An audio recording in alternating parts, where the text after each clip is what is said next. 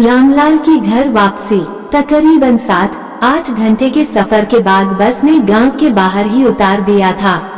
रामलाल ने कमला को भी अपने साथ बस से उतार लिया था। देखो कमला, तुम्हारा पति जब तुम्हारे साथ इतनी मारपीट करता है तो तुम उसके साथ क्यों रहना चाहती हो? कमला थोड़ी देर तक खामोश बनी रही। उसने कातर भाव से रामलाल की ओर देखा। पर परवर कुछ नहीं, तुम मेरे साथ चलो।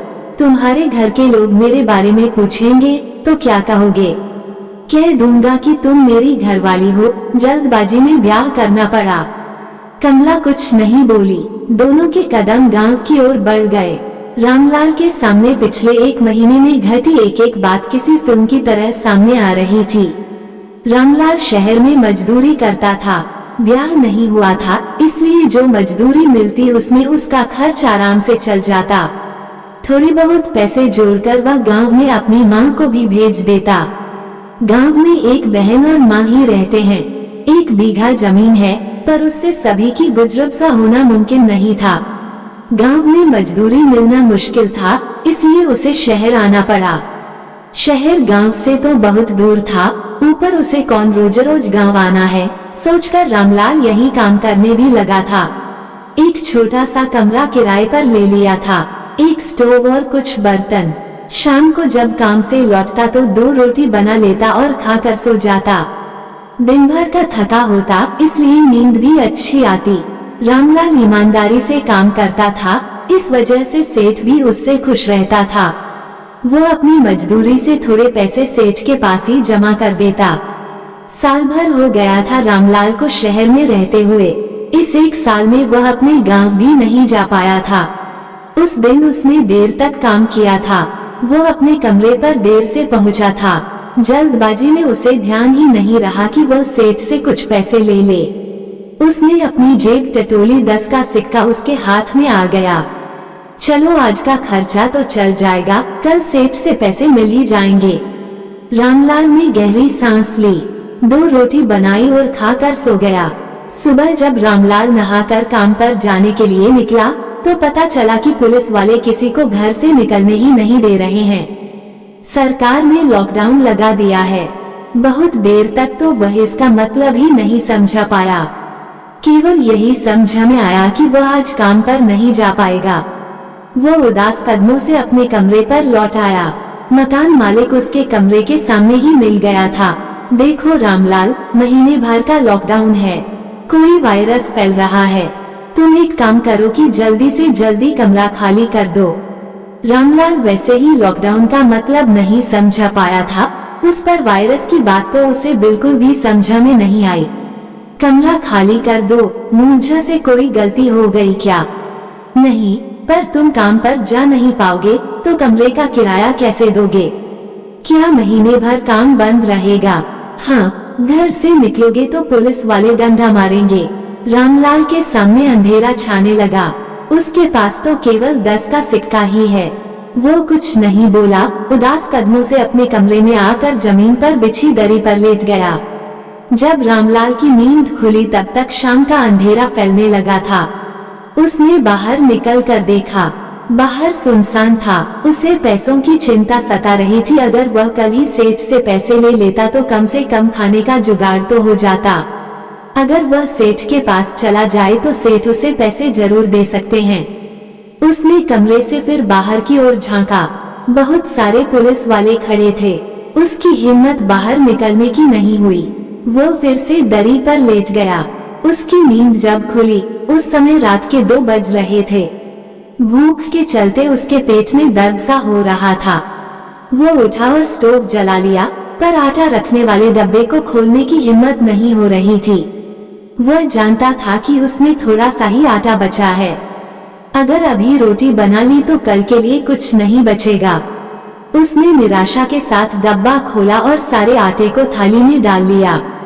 2 छोटी छोटी रोटियां ही बन पाईं। एक रोटी खा ली और दूसरी रोटी को डब्बे में रख दिया। सुबह हो गई थी। रामलाल ने बाहर झांक कर देखा, पुलिस कहीं दिखाई नहीं दी। वो कमरे से बाहर निकल आया। उसके कदम सेठ के घर की ओर बढ़ लिए। सेठ का घर बहुत दूर था। छिपते छिपाते वो उनके घर के सामने पहुंच गया था। दिन पूरा निकल आया था। ये सोचकर कि सेठ जाग गए होंगे, उसके हाथ बाहर लगी घंटी पर पहुंच गए थे। उनके नौकर ने दरवाजा खोला था। जी मैं रामलाल हूँ, सेठ जी के यहाँ ठेके पर काम करता हूँ। हाँ तो मुझे कुछ पैसे चाहिए। हाँ तो ठेके पर जाना, वहीं मिलेंगे।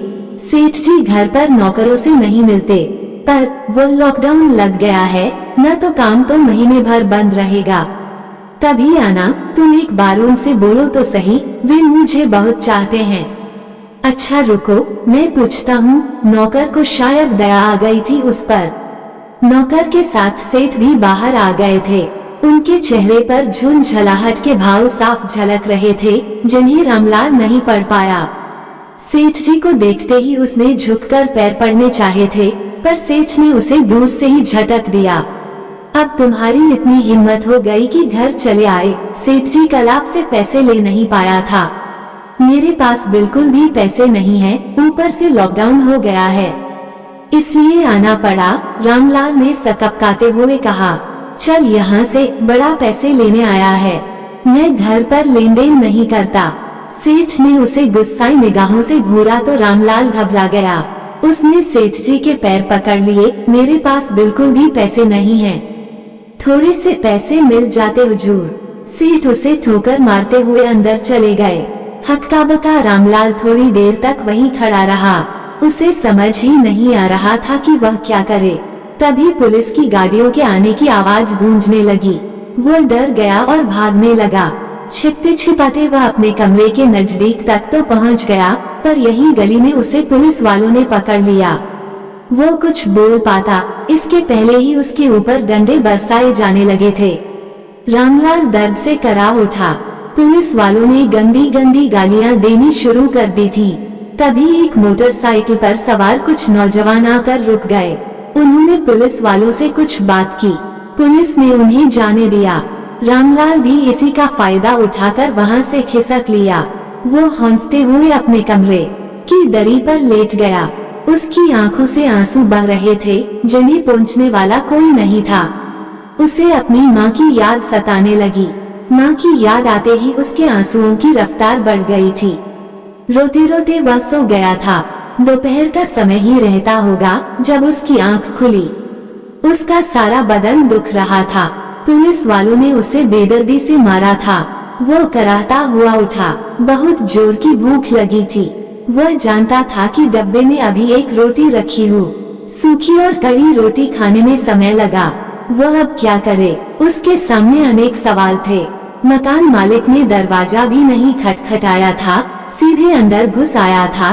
तुम कमरा कब खाली कर रहे हो? वो सकपका गया। मैं इस समय कहाँ जाऊंगा? आप कुछ दिन रुक जाओ, माहौल शांत हो जाने दो, ताकि मैं दूसरा कमरा ढूंढ सकूं। रामलाल हाथ जोड़कर खड़ा हो गया था। नहीं, माहौल तो मालूम नहीं कब ठीक होगा। तुम तो कमरा कल तक खाली कर दो, नहीं तो मुझे जबरदस्ती करनी पड़ेगी, कहता हुआ वह चला गया। रामलाल को समझ नहीं आ रहा था कि वह क्या करे। वह चुपचाप बैठा रहा। अभी तो उसे शाम के खाने की भी फिक्र थी। सूरज ढलने को था। रामलाल अभी भी वैसे ही बैठा था, खामोश। और वह करता भी क्या? उसने कमरे का दरवाजा जरा सा खोलकर देखा। बाहर पुलिस नहीं थी। वो बाहर निकल आया। थोड़ी दूर पर उसे कुछ भीड़ दिखाई दी। वो लड़खड़ाते हुए वहां पहुंच गया। कुछ लोग खाने का पैकेट बांट रहे थे। वो भी लाइन में लग गया। हर पैकेट को देते हुए वो फोटो खींच रहे थे, इसलिए समय लग रहा था। उसका नंबर आया। एक आदमी ने उसके हाथ में खाने का पैकेट रखा, साथ में और लोग भी उसके चारों ओर खड़े हो गए। कैमरे का फ्लैश चमकने लगा। फोटो खींचवा कर वे लोग जा चुके थे। रामलाल भी अपने कमरे की ओर लौट पड़ा। चलो, आज के खाने का इंतजाम तो हो गया, इसी में से कुछ बचा लेंगे तो सुबह खा लेंगे। उसे बहुत जोरों से भूख लगी थी, इसलिए कमरे में आते ही उसने पैकेट खोल लिया था। पैकेट में केवल 2 मोटी सी पूरी थी और जरा सी सब्जी। सब्जी बदबू मार रही थी, शायद वो खराब हो गई थी। हक्का बक्का रामलाल पूरी को कुछ देर तक यूं ही देखता रहा, फिर उसने मोटी पूरी को चबाना शुरू कर दिया। दरी पर लेटकर वह भविष्य के बारे में सोचने लगा। वह अब क्या करे, कमरा भी खाली करना है, अपने गांव भी नहीं लौट सकता क्योंकि ट्रेनें और बसें बंद हो चुकी हैं, पैसे भी नहीं हैं।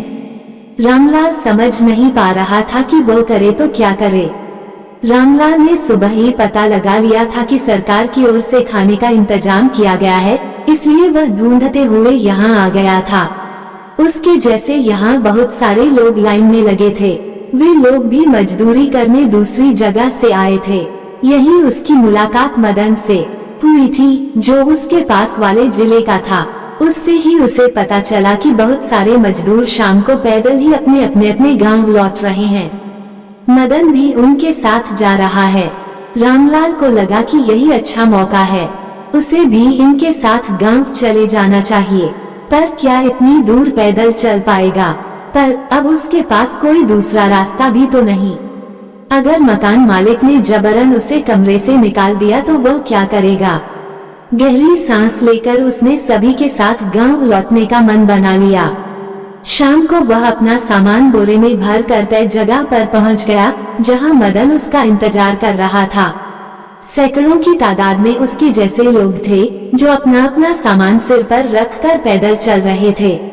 इनमें बच्चे भी थे और औरतें भी। रात का अंधकार फैलता जा रहा था, पर चलने वालों के कदम नहीं रुक रहे थे। कुछ अखबार वाले और कैमरा वाले सैकड़ों की इस भीड़ का फोटो खींच रहे थे। इसी वजह से पुलिस वालों ने उन्हें घेर लिया था। वे गालियां बक रहे थे और लौट जाने को कह रहे थे। भीड़ उनकी बात सुन नहीं रही थी। पुलिस ने जबरन उन्हें रोक लिया था। आप सभी की जांच की जाएगी और रुकने का इंतजाम किया जाएगा, कोई आगे नहीं बढ़ेगा, लाउडस्पीकर से बोला जा रहा था। सारे लोग रुक गए थे। एक एक कर सभी की जांच की गई। फिर सभी को इकट्ठा कर आग बुझाने वाली मशीन से दवा छिड़क दी गई। दवा की बूंदें पड़ते ही रामलाल की आंखों में जलन होने लगी थी। मदन भी आंख बंद किए करा रहा था और भी लोगों को परेशानी हो रही थी, पर कोई सुनने को तैयार ही नहीं था। दवा छिड़कने वाले कर्मचारी उल्टा सीधा बोल रहे थे। सारे लोगों को एक स्कूल में रोक दिया गया था। सैकड़ों लोग और कमरे कम, बिछाने के लिए केवल दरी थी, पानी के लिए हैंडपंप था। औरतों के लिए ज्यादा परेशानी थी। 2 रोटी और अचार खाने को दे दिया गया था। हरामखोरों ने परेशान कर दिया। बड़बड़ाता हुआ एक कर्मचारी जैसे ही निकला, एक औरत ने उसे रोक लिया। क्या बोला? हरामखोर! अरे हम तो अच्छे भले जा रहे थे, हमें जबरन रोक लिया और अब गाली दे रहे हैं। उस औरत की आवाज सुनकर और भी लोग इकट्ठा हो गए थे। भूखों को जमाई जैसी सुविधाएं चाहिए। वह फिर बड़बड़ाया। रोकने का इंतजाम नहीं था तो क्यों रोका? 2 सूखी रोटी देकर आसान जता रहे हैं, किसी ने जोर से बोला था ताकि सभी सुन लें। पर साहब को ये पसंद नहीं आया। उन्होंने हाथ में डंडा उठा लिया था। कौन बोला? जरा सामने तो आओ, यहाँ मेरी बेटी की बारात लग रही है क्या, जो तुम्हें 56 व्यंजन बनवा कर खिलवाएं। सारे सकपका गए। वे समझ चुके थे कि उन्हें कुछ दिन ऐसे ही काटने पड़ेंगे। छोटे से कमरे में बहुत सारे लोग जैसे तैसे रात को सो लेते और दिन में बाहर बैठे रहते। बाथरूम तक का इंतजाम नहीं था। औरतें बहुत परेशान हो रही थीं। कोई नेताजी आए थे उनसे मिलने। वहाँ के कर्मचारियों ने पहले ही बता दिया था कि कोई नेताजी से शिकायत नहीं करेगा, इसलिए बाकी सारे लोग तो खामोश रहे, पर एक बूढ़ी औरत खामोश नहीं रह पाई। जैसे ही नेताजी ने मुस्कुराते हुए पूछा, कैसे हो आप लोग? हमने आपके लिए बहुत सारा इंतजाम किया है, उम्मीद है कि आप अच्छे से होंगे। बुजुर्ग औरत ये सुनकर भड़क गई। 2 सूखी रोटी और सड़ी दाल देकर आसान जता रहे हो। किसी को उम्मीद नहीं थी। सभी लोग सकपका गए। एक कर्मचारी उस औरत की ओर दौड़ा, पर वो खामोश नहीं हुई। हुजूर, यहाँ कोई इंतजाम नहीं है। हम लोग एक कमरे में भेड़ बकरियों की तरह रह रहे हैं। नेताजी कुछ नहीं बोले। वे लौट चुके थे। उनके जाने के बाद सारे लोगों पर कहर टूट पड़ा था। फिर सरकार ने बस भिजवाई थी ताकि सभी लोग अपने अपने गांव लौट सकें। मदन और रामलाल एक ही बस में बैठ रहे थे, तभी किसी औरत के रोने की आवाज सुनाई दी थी। रामलाल उधर पहुंच गया था। एक आदमी एक औरत के बाल पकड़कर पीठ पर मुक्के मार रहा था। वो औरत दर्द से बिलबिला रही थी। इसे क्यों मार रहे हो भाई? रामलाल से सहन नहीं हो रहा था। तू बीच में मत पड़, यह मेरी घरवाली है, समझ गया तू? उसने अकड़ कर कहा। घरवाली है तो ऐसे मारोगे? तुझे क्या, जा अपना काम कर। रामलाल का खून खौलने लगा था, पर बता तो सही, इसने किया क्या है? ये औरत मनहूस है, इसके चलते ही मैं परेशान हो रहा हूँ, कहते हुए उसने जोर से औरत के बाल खींचे। वह दर्द से रो पड़ी। रामलाल सहन नहीं कर सका। उसने औरत का हाथ पकड़ा और अपनी बस में ले आया। तुम मेरे साथ बैठो, देखता हूँ कौन माई का लाल है जो तुम्हें हाथ लगाएगा। औरत बहुत देर तक सुबकती रही थी। उसने अपना नाम कमला बताया था। उसने तो केवल ये सोचा था कि उसके आदमी का गुस्सा जब शांत हो जाएगा तो वह ही उसे ले जाएगा, पर वो उसे लेने नहीं आया। अच्छा ही हुआ, उसने इसकी जिंदगी खराब कर रखी थी, पर अब ये जाएगी कहाँ? सवाल तो रामलाल के मन में था, पर जवाब उसके पास नहीं था। बस से उतरकर उसने उसे साथ ले जाने का फैसला कर लिया था। रामलाल के साथ कमला भी सोचती हुई कदम बढ़ा रही थी। उसे नहीं मालूम था कि उसका भविष्य क्या है, पर रामलाल उसे अच्छा लगा था। वो जिन यातनाओं से होकर गुजरी है, शायद उसे उनसे छुटकारा मिल जाए। माँ बाहर आंगन में बैठी ही मिल गई थी। रामलाल उनसे लिपट पड़ा। माँ, उसकी आंखों से आंसू बह रहे थे। रो तो माँ भी रही थी। जब से लॉकडाउन लगा था तब से ही माँ उसके लिए बेचैन थी। उन्होंने उसे अपनी बाहों में जकड़ लिया था। दोनों रो रहे थे। कमला चुपचाप माँ बेटे को रोता हुआ देख रही थी। अपने आंसू पोंछकर उसने कमला की ओर इशारा किया। माँ, आपकी बहू। ये सुनकर चौंक गई माँ। बहू, तूने बगैर मुझे से पूछे ब्याह रचा लिया? माँ, मजबूरी थी, लॉकडाउन के चलते गांव आना था, इसे कहाँ छोड़ता, बेसहारा है ना माँ। माँ ने नजर भर कर कमला को देखा। चल, अच्छा किया, कहकर माँ ने कमला का माथा चूम लिया।